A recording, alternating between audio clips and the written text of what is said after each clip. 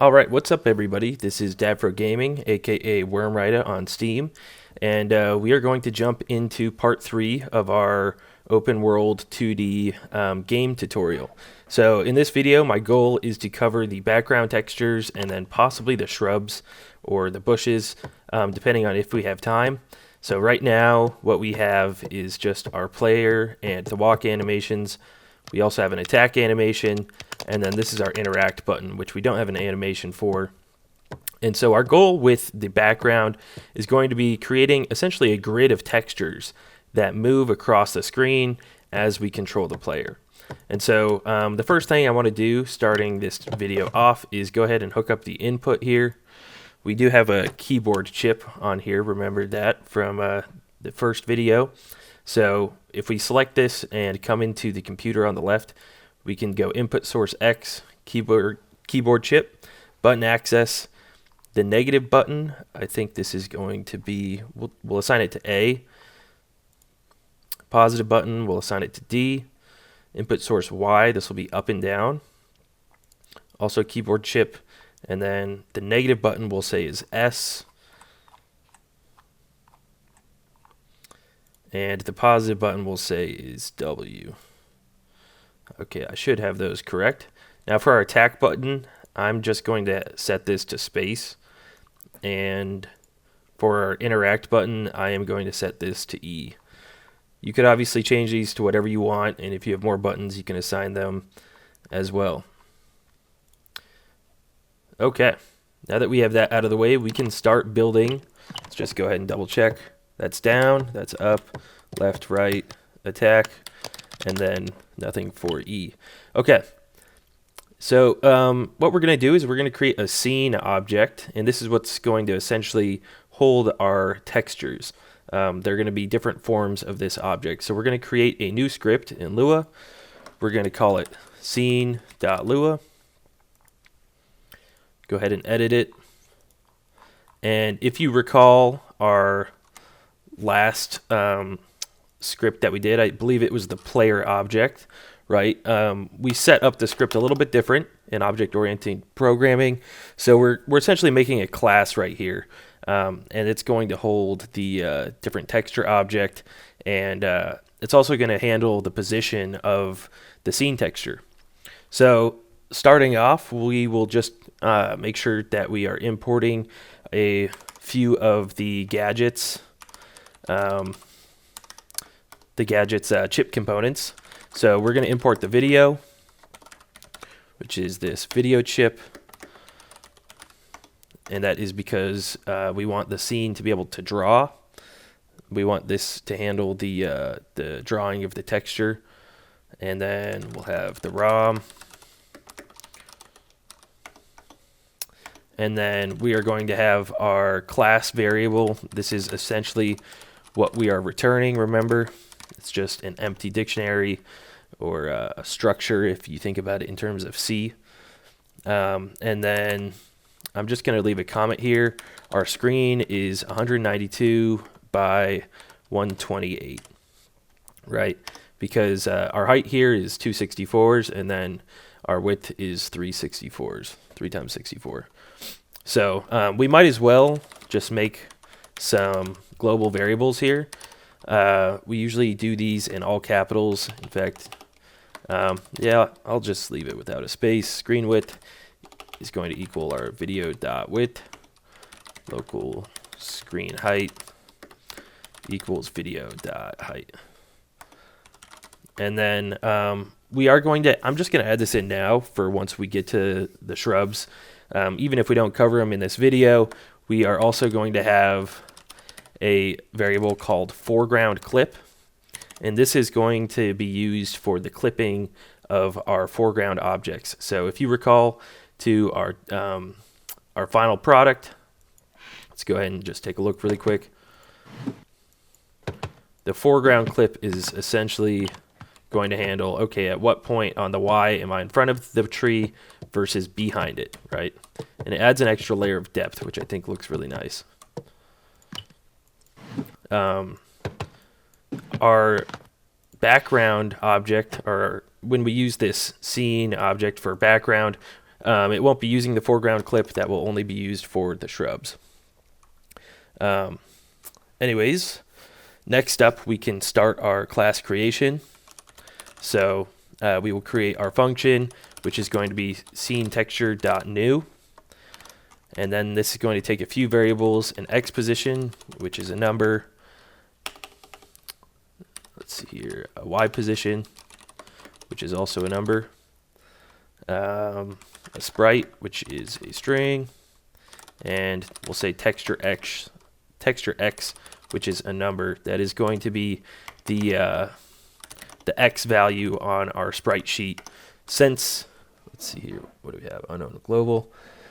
Yep, we will handle this in just a second. But for texture x, since our scene and our background sprite sheet is 64, it's the maximum of 64 pixels tall, we only have an x value to specify.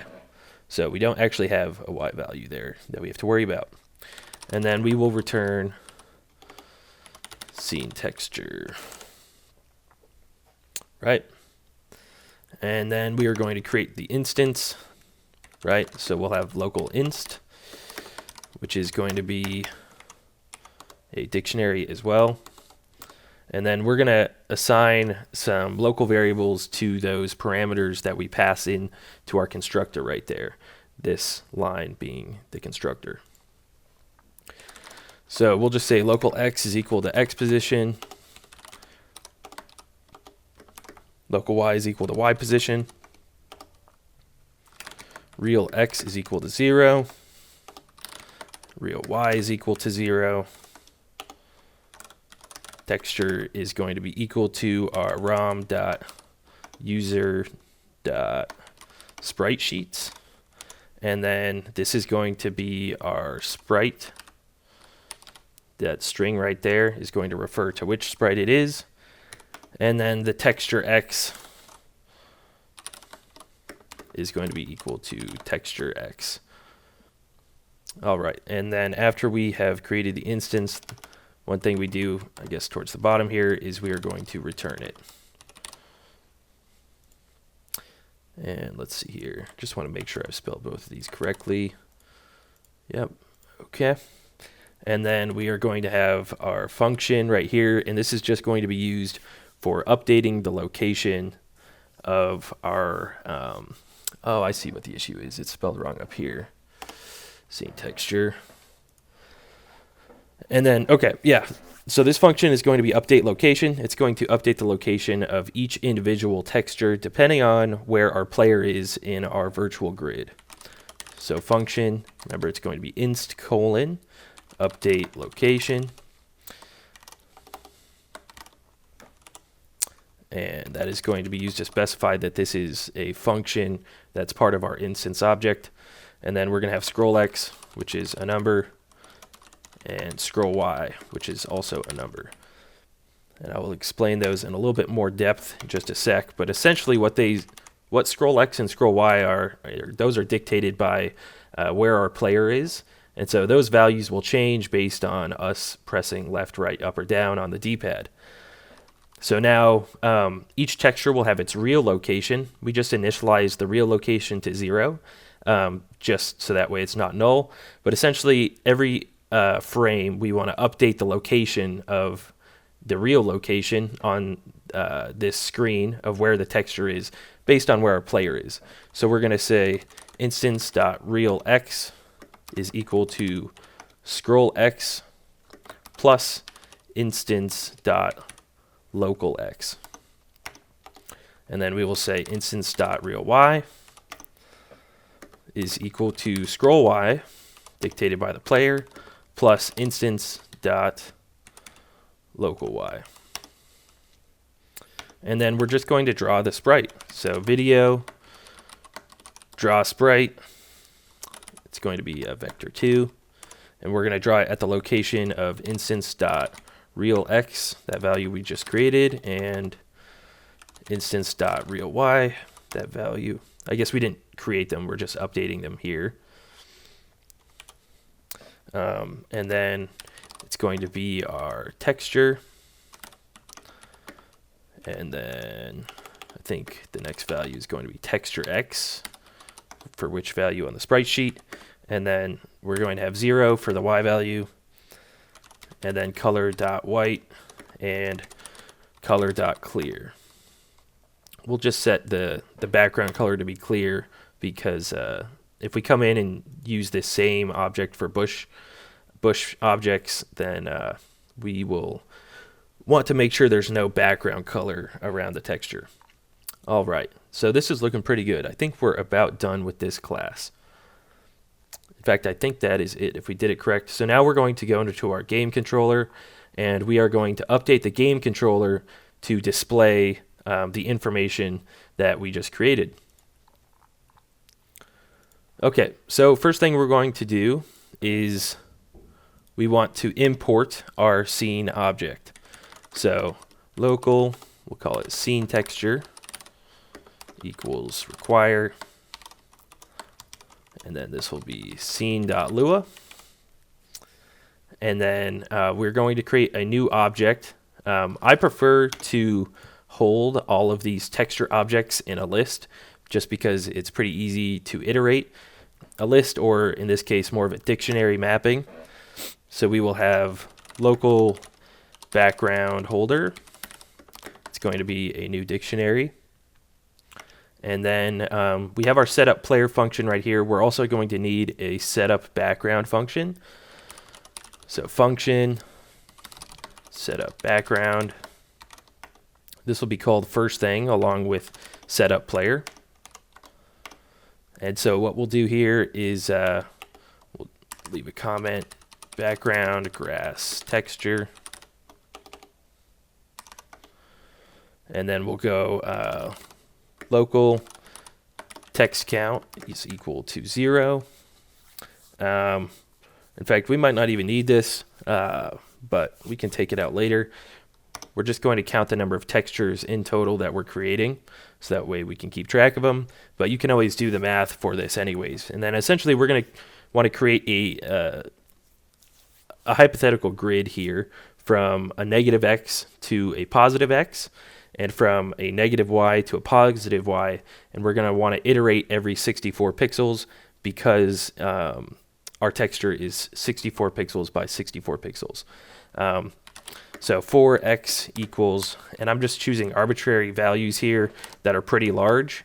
So negative 1280 to positive 1280, and then we want to iterate it by 64 each time. And then we'll say for y equals negative 1280. Oops, that's not a negative. To 1280.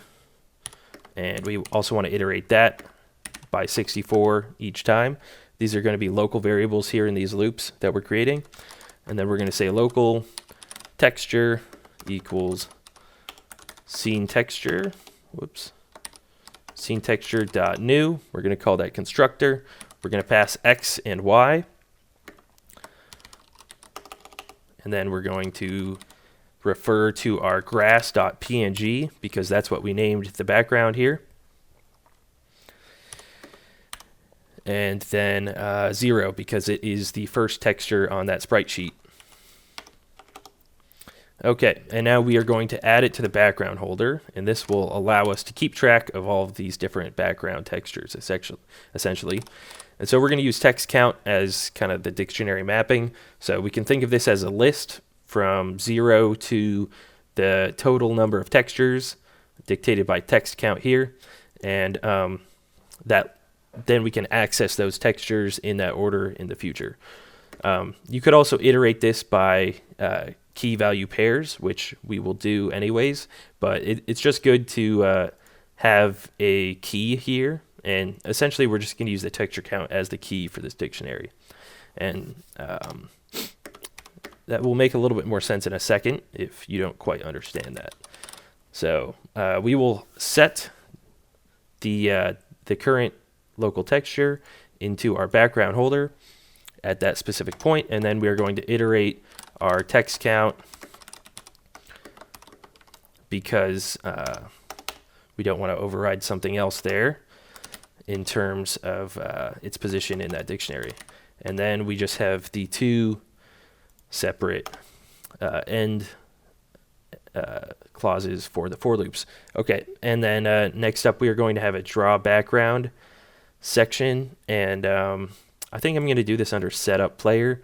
I like to keep the setup functions kind of, in fact, we might just go ahead and set up functions, and then come in here and setup functions, and then we will have our draw functions right here.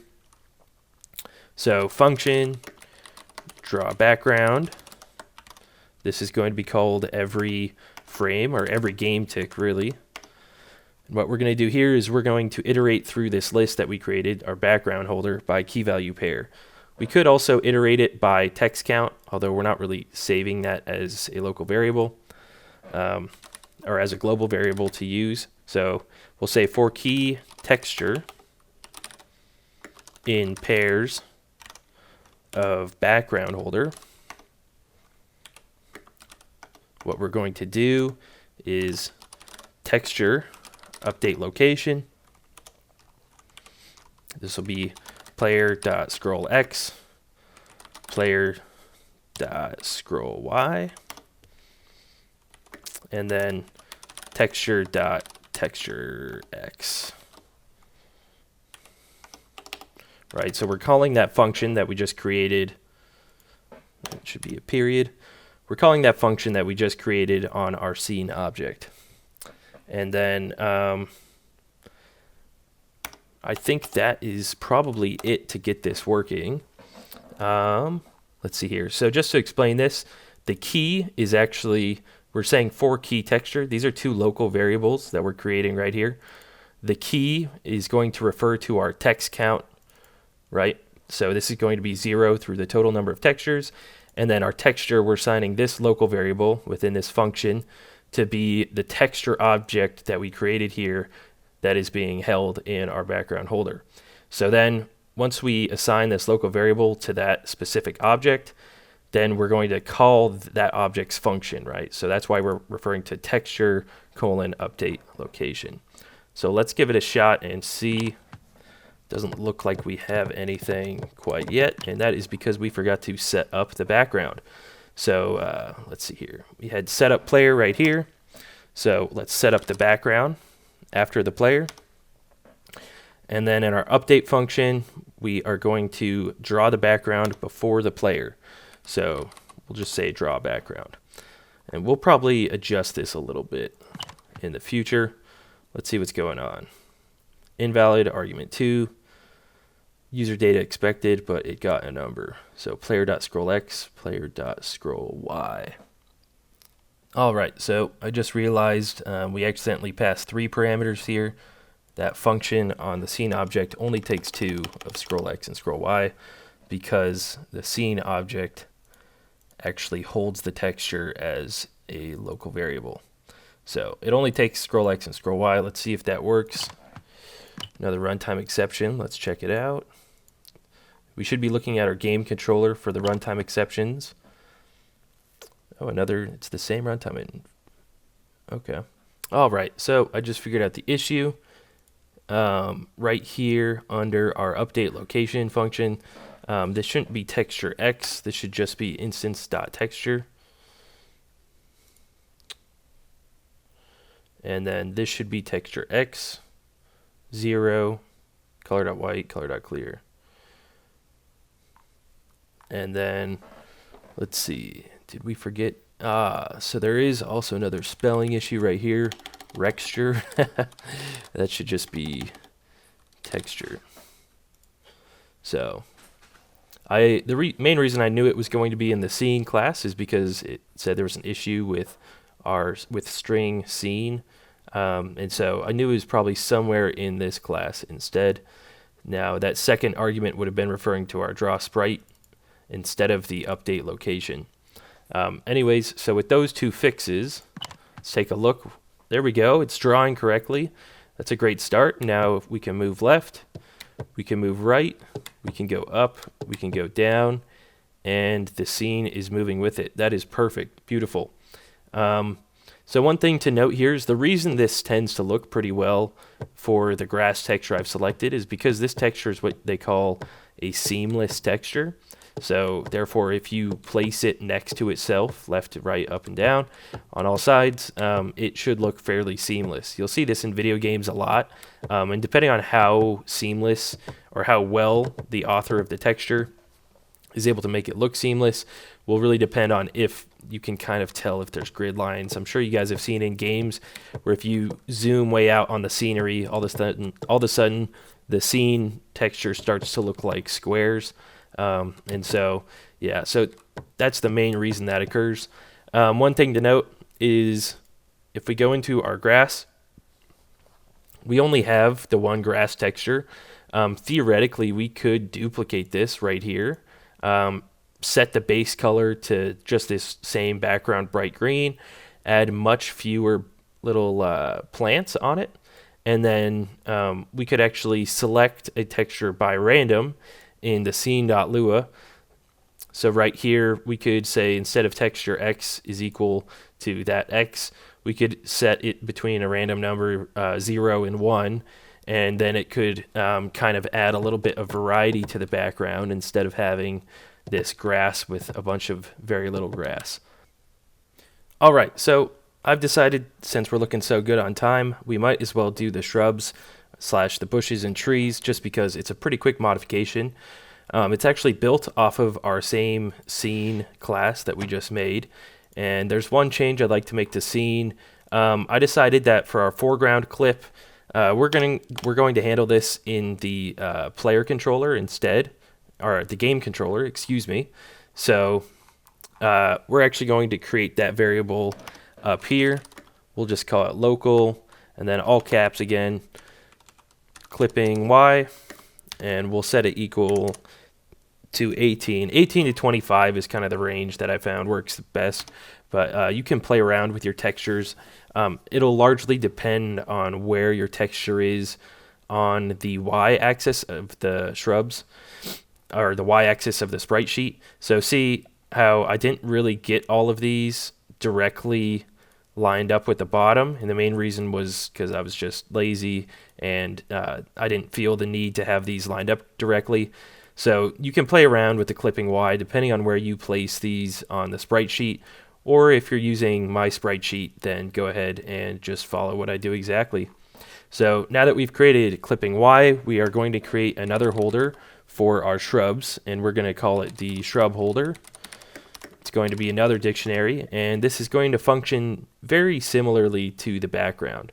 So we're also going to have a function setup shrubs. We'll put it here in our other setup functions, and I decided I want roughly 500 shrubs to be randomly placed on our grid. It seems like the density there is good enough, and I don't have any complaints on that. So we're going to create a for loop for I equals 0 to 500. And then we're going to say do math dot. Actually, I don't think I need a comma after 500 here. Yeah, okay, math dot random seed. We have to seed the random number generation. We'll just seed it for I. So every time this setup function will call, the shrubs will be in the exact same place as they are every time because they'll always be seeded by the same number I for random generation. Math.rand seed, that should be random seed. And then we'll say local x equals math.random, and we'll say the x is between our negative 1280 and positive 1280. And then our local y, actually we might as well just seed the random generation again, so the x and y are not the exact same.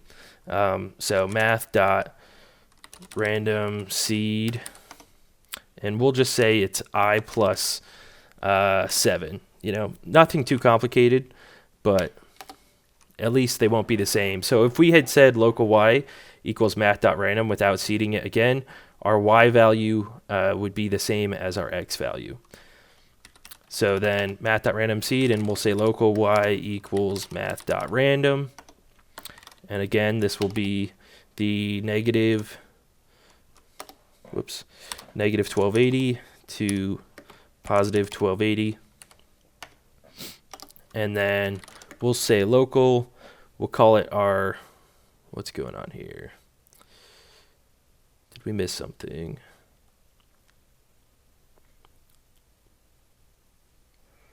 No, I don't think so. All right, we'll continue, and then we'll follow back up with that. Oh, I used a period instead of a comma.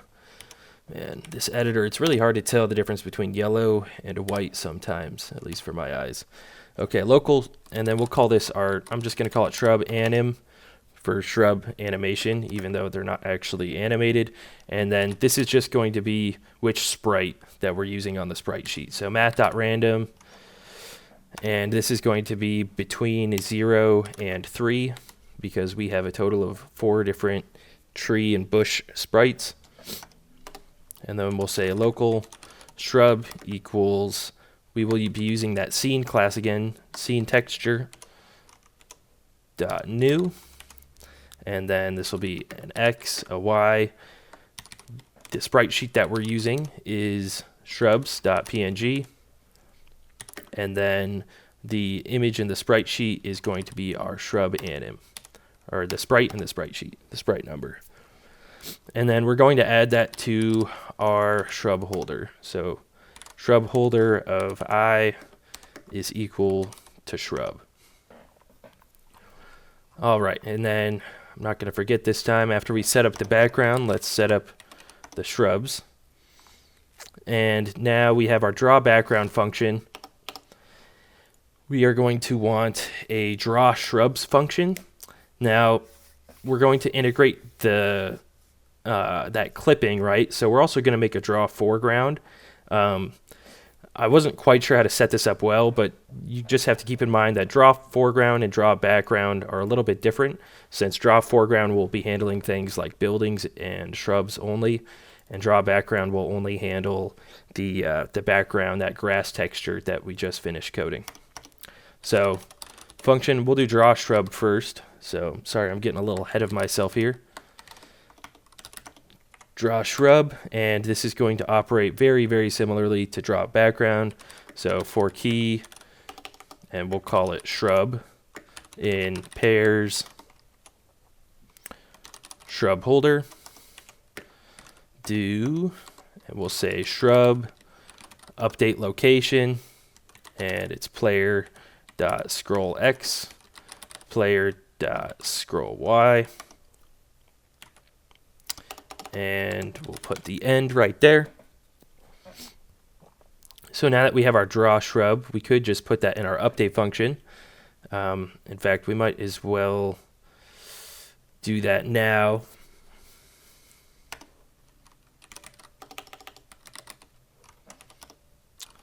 We can at least get these working, and then we will make our draw foreground function.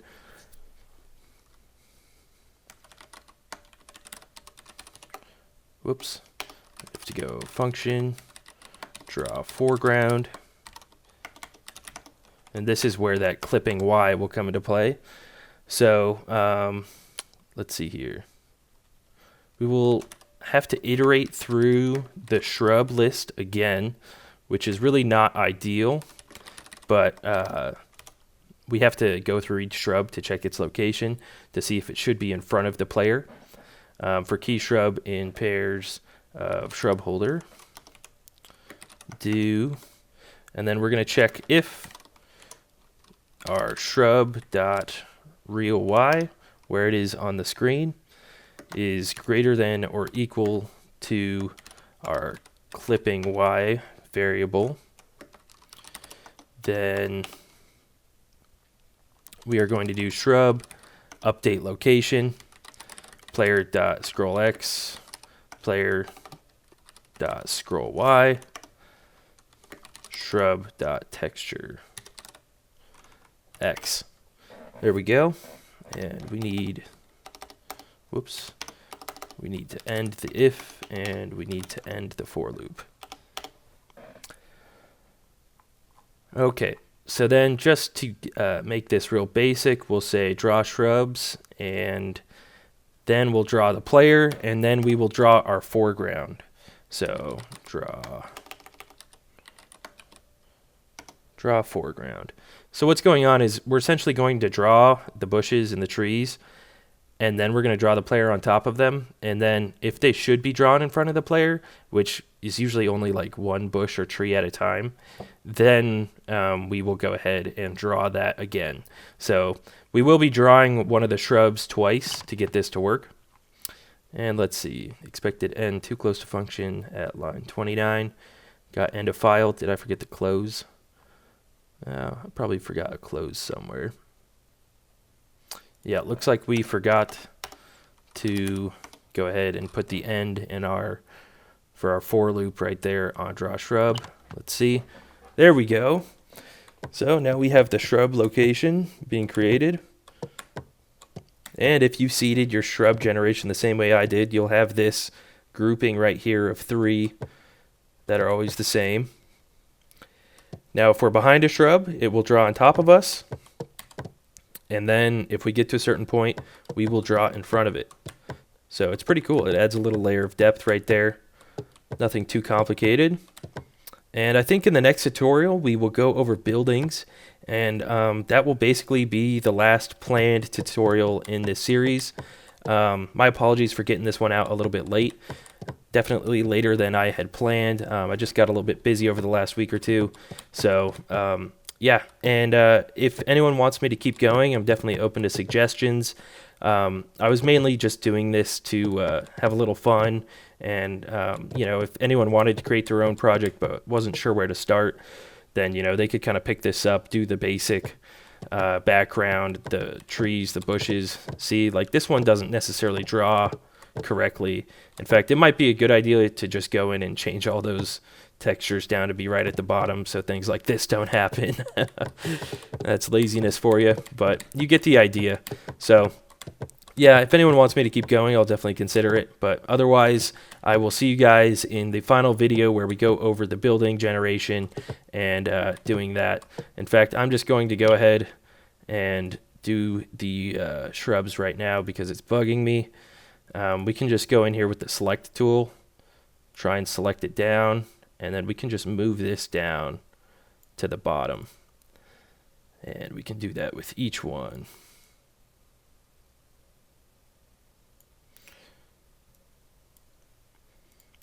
It's definitely a bit quicker to do this in this photo editor rather than other imaging software. Although this thing definitely has its limitations. All right, that's probably fine. And now if we go and turn it back on again, right, we could even probably change that clipping Y just a little bit, but I feel like that's pretty close. I mean, this is the point where we're just barely over the bush and now we're in the background, right? Same thing for the trees. So you could kind of hide behind a tree here, right? And then pop out in front of it. So that is it for this tutorial. Have a great day, you guys, and I'll see you in the next one.